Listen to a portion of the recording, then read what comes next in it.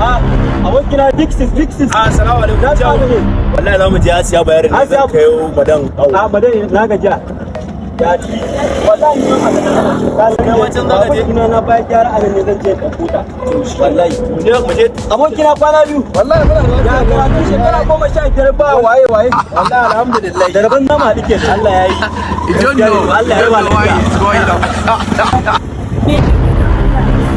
Me ya faru kuma ke rike maki wallahi da yawa menene wallahi ke kin gaba ko wari wallahi abokin nan na wari yake kin gaba na sa rashin mutunci ya zaki ce mutun yana wari wallahi tunanin sa ma gaba ɗaya ban so abokina dan da Allah ka tsira ina wari kuma wallahi in ba sai so ko ni ba zan je ko ba ya je awon ba zan je ba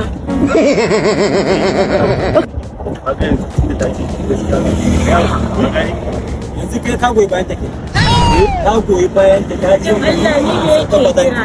ka goyi bayan ka sani to tun ka ba kaka damu ba kaka damu sai na karanta ma tun ka ba aure da muke tare da kai shekara 15 yau amma yayi da rura ne in zaka ce mutum a ga ba magana cin mutum in zaka ce mutum go ba wallahi da Allah ya tsare ni zai samu tawo na gode Allah ya kiyaye 500 ne ce ba 500 ai wannan cuta ce ne aka mai gobe daga nan sai siya bayar da 100 wallahi ni kan siya ba zan je ba wallahi ni kan ba zan na ba fasa ina fasa siya ba zan je ba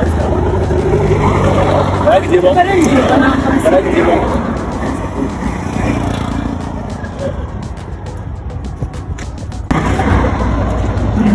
Allah 500 din za ka bashi to me yasa za ka bashi 500 din saboda Allah yanzu wannan kudin da baby na bai ci awara da shi ba mun kuma gida gaba